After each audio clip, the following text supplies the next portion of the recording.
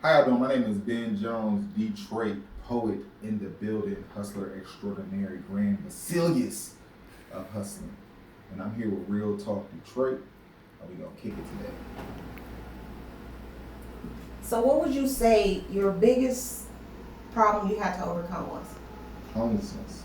Homelessness was the biggest thing I had to overcome because it was something that I just kept running into. No matter how successful I got with my art, I would have times when I wasn't doing so well financially being an artist. It's hard being a starving artist and trying to just do art and be true to your art uh, and make a living. So, when you're as an artist, what were you doing to fund your art? Like, how were you making money off of it? Well, the first thing I did was I did a show called Words Unraveled. And that was back in 2002 with Urban Philosophy, which was an urban artist collective, and Black Ink Collective. And it was a box theater, a black box theater, 1515 Broadway, um, that was owned by Chris Jazzick. And he charged me $200 to rent the theater out. And it had 200 seats in it. And I charged $20 for tickets and sold out. Paid the artist, paid myself, and it was a wrap after that. But it was times where people didn't want to see a poetry show. It was not in season. They had other things they wanted to do. They were tired of me doing poetry shows, so it got to time where I wasn't doing as well with just the poetry. So that's when the eviction notices came, and I was like, dang, I'm homeless again. I got to figure out how to do this, get somewhere to live at, as well as do my art. So I had to make a decision. Okay. So, most people in the neighborhoods that we live in come through and deal with a lot of struggles as far as violence and things of that nature.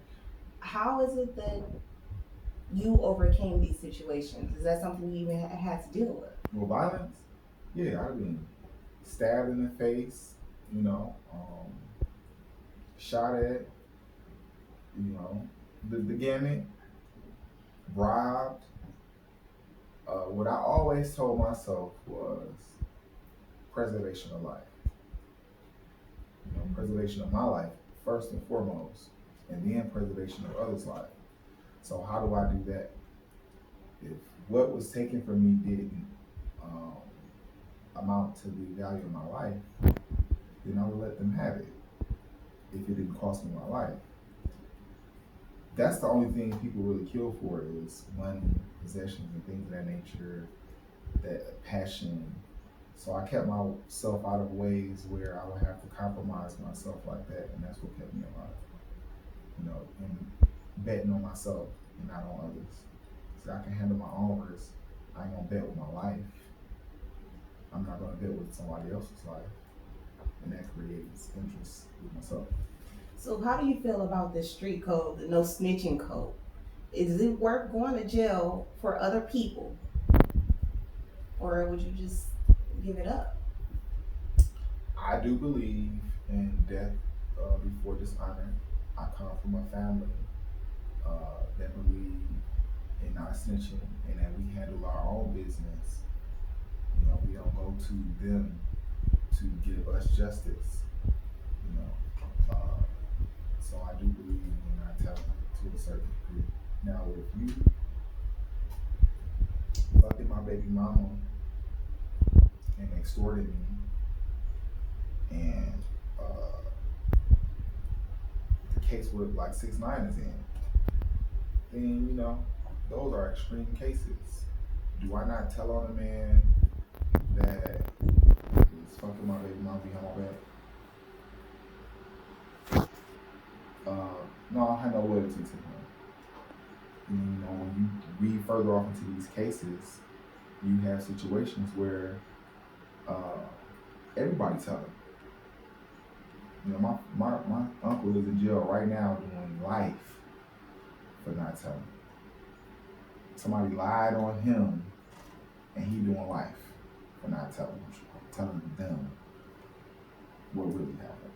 So, do you think not snitching is better than preservation of self? Because going to jail, you're losing part of your life. You know, you going to jail and being behind bars, locked in a cage for something you didn't do. Is it more important to not say anything than to preserve yourself and your life for somebody else? Well, you can snitch and come out here and die. You could. You can snitch and be in jail and die. So I guess it depends on, like you said, the circumstances in which it's going down in the first place. I'm not loyal to nobody that's not loyal to me. Mm-hmm. I'm not. I'm loyal to myself first. And those that are loyal to me, I'm loyal to them. It's people that I'm loyal to. I give you an A before I let you earn your F. I give you an A. If you do something that make me think, oh no, that's average person behavior, I'm gonna give you a C. And it goes down or goes up. You know, and it's all in your work. You gotta put in some work with me for me to stay there with you. And people show you their true colors, you just gotta let them talk. You know, but as far as if we out on the street and I see somebody get killed, we got a responsibility as a community first and foremost to rectify that before we call the authorities. We supposed to be able to police ourselves first. So if we not policing we don't have enough sense to police ourselves, then what's really going on? That's where the no snitch code originally came from, was that we policing ourselves. But where is the authority within our community to where we can preserve that? You know, in jail. Mm-hmm. So if you were to speak out to the youth, to inspire them, to want them to do better, you know, for themselves, for their community, what would you tell them? Don't get in the streets, because if you get in the streets, it's gonna end in two things: death or jail. And you don't want to be in a position where you compromising yourself in order to survive, because what you're gonna run into is that survival or death. Are you gonna put your life in the hands of the streets, or in the power of your mind? And that don't entail just scholarship in school. You can matriculate, be self-matriculative, and teach yourself how to survive by legal means. So if I was to inspire you to give them some type of motivation, it's getting out with yourself first, find out what you want to do and go after it with all the zeal, and don't let nobody tell you differently. And stay out the streets. Leave the streets to the streets, and you create your own lane, your own brand, and get big. Man, to tell the world a little bit about something you like to do. Your hostess, your parties, all that, etc. I like to bring people together in safe environments and control atmospheres and create memories. And one of the events that I do is Popo Pass Poetry every Tuesday at the Tribute, located at 18830 Woodward, right near Dutch Girl Donuts at Hollywood and Woodward. Once again, that's every Tuesday from 7 to 12. Brought to you by Food with a Twist and Black Hippie Entertainment. I do specialty events twice a year whenever I have the energy. One of them is called Mississippi Mud, and it is a Black erotic art show. It is awesome, an experience you definitely have to check out. The next one is in Jamaica, and it will be a resort, all-inclusive, flights, drinks, food, all on me. The attire is semi-formal, kinkwear, or lingerie. So you come conservative or you come in naked. We're gonna be in Jamaica, so nobody's gonna know. So you grew up with an understanding of African culture, and I was wondering, how does that influence how you move today? So many of us are Black with no sense of culture. I went to an African-centered school that was created by Racy Johnson, called Paul Robeson Academy. And at the school, we were taught primarily by Black men, and I was in an all-male class. And they immersed us in African American history, different African cultures, and the knowledge of that. And just coming into the small contact that I did, it affected me in how I looked at the world because I had an identification. I could identify with something, and that self-identity gave me the ambition to want to find more, promote more, and how we operated as a people, that consciousness. You don't have identity of self or knowledge of self. It's hard for you to move and maneuver through the world. So does that, or the identity itself, was that an inspiration behind the Mississippi Mud? When I went, it was like the biggest erotic festival that showed black excellence and black love in a respectful manner. It wasn't nobody tearing each other down. We were building each other up, showing just because you're a BBW don't make you, any less than from the next person. Was that something that kind of inspired your adventures in that aspect? Mississippi Mud definitely. When you think about Mississippi, for me, a lot of my relatives came from Mississippi, and they came up to Detroit. And when you think about why were we down there? We were working the land, and you think about mud, and you think about the soil, the richness of the soil. I wanted to create an event that was black, that was rich, that was elegant, that was us, that was honest, and really highlight that. It definitely had a key role in me creating, having that self-identity with my blackness. And the body positive aspect of it, the rawness of it, I wanted to carry on was from when you look at African women, they come in different sizes and they all are attractive. The Fulani tribe don't look like the Xhosa tribe and the Nubian tribe, but they're all beautiful. And that's what was beautiful to me. So what I wanted to see in Mississippi Mud was different body types, different black loves. All of our love is not the same, we don't look the same, but I wanted to be honest, to create it, in a space where it was safe, commemorate it with art and that you could take home. Have a memory. I remember Mississippi Mud, I remember that feeling. So I'm glad you supported, I'm glad y'all come through and y'all enjoyed it. I got to enjoy it this year. Yeah. This is the 8th one, I got to enjoy it this time. I get it now, y'all. I will never miss another Mississippi Mud. Yeah, I always work it, so running around telling people, give me one more minute, give me a minute. That's what I do the whole night.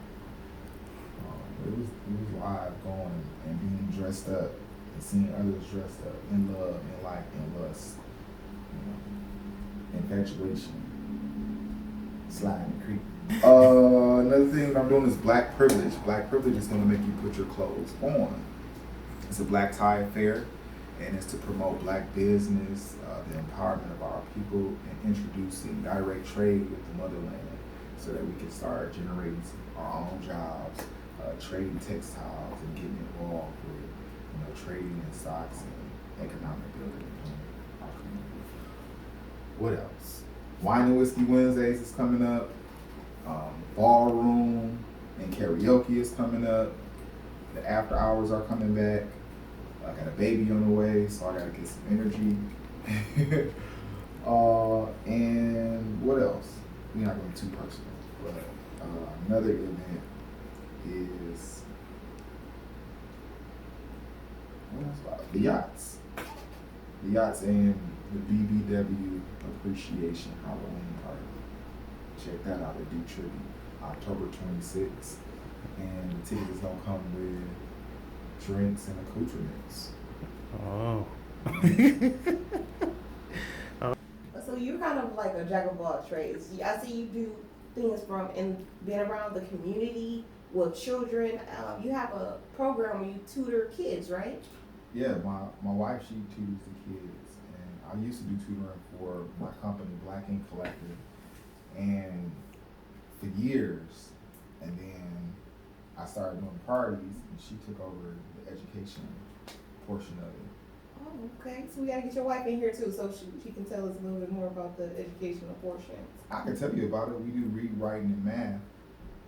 She's more than welcome to come on and talk more in depth about it. But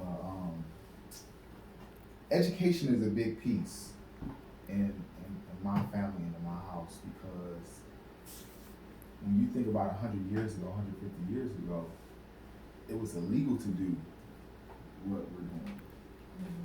You know, reading programming at home where you're teaching African American children how to read. So,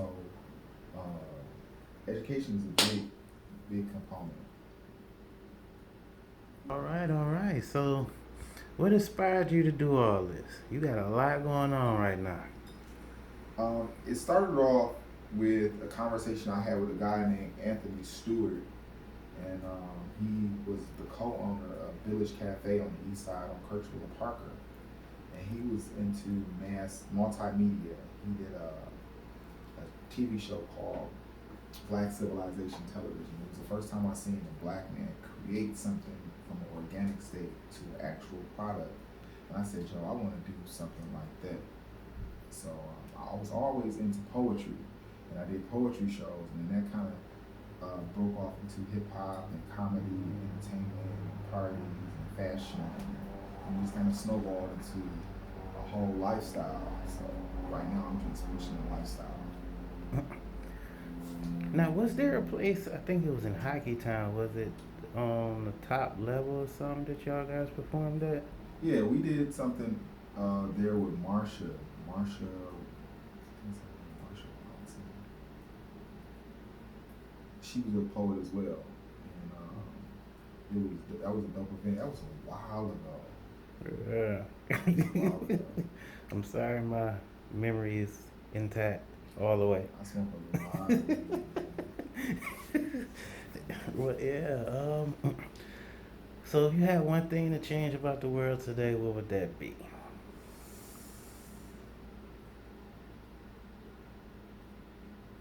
How much private land Africans own on the earth?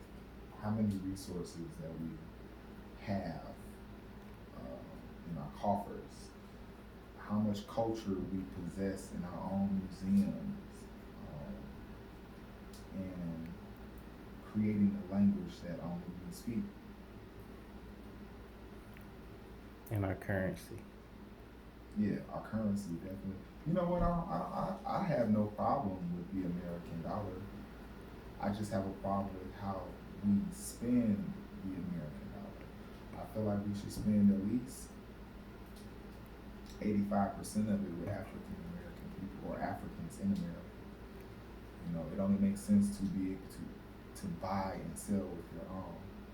I feel like land should never be sold outside of our community. Property should never be sold outside of our community. If somebody don't look like you shouldn't sell to them. It don't make sense for us to sell land to other people. Well, definitely. That's real talk. Yeah, So, before we talked about coming up with the system of the black dollar, what does that consist of to you? The black dollar physically is just a stamp on the American dollar that gives us the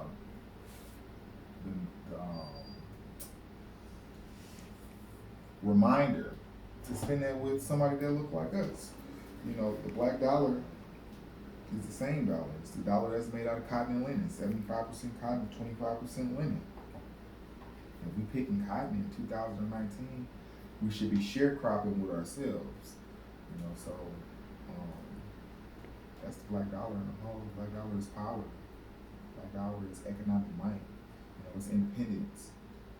We gotta get financially independent. It's don't start with, you know, the dollar. Now I just gotta inject. You gotta shout out to DJ at D Tribute. Oh, He do yeah, everything off the phone. DJ. He inspired me right now. Yeah, DJ Tom, man. DJ Tom, man. I respect the man's ambition. I love when somebody's ambitious. My DJ, he DJs off his cell phone. And he only plays Detroit rap. Only. Only. So if you got some rap out there and you want to be heard, my His DJ is playing you. And he's a great hype man. Definitely. He's on time. His ad libs is on point. y'all check out Tone, man. Yeah, and DJ Dash was my original DJ for Poetry. Yeah. DJ Wu King, DJ Sin, rest in peace. That's the one that did one of the Mississippi Muds, right? Yeah. DJ Dash and Sin, they did Mississippi Mud. DJ Dash, Mo, and Sin did the first one. Then we had DJ Incredible and DJ Clay. We had DJ Assault, the original DJ Assault, Ass and Titties. We had him from Mississippi. Yeah, man. We had him twice. One of the parties got raided. Oh. Shout out to DPD.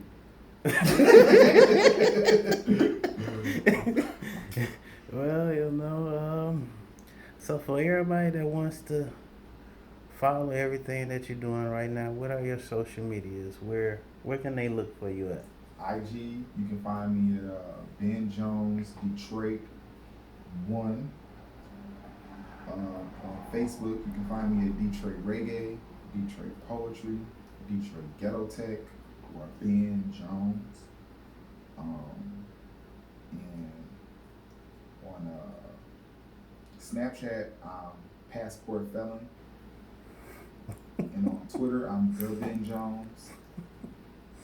And my Just love email, the creativity, man. Yeah. And on Cash App, formerly I was money sign no grams. Real talk. Yeah, so again, man, I want to take the time to say congratulations on the upcoming bundle of joy. Yeah. Keep doing what you're doing. We'll be meeting up soon. We got a lot of things to discuss when I cut this camera off. Oh yeah, for sure. All right. Talk Detroit. All right.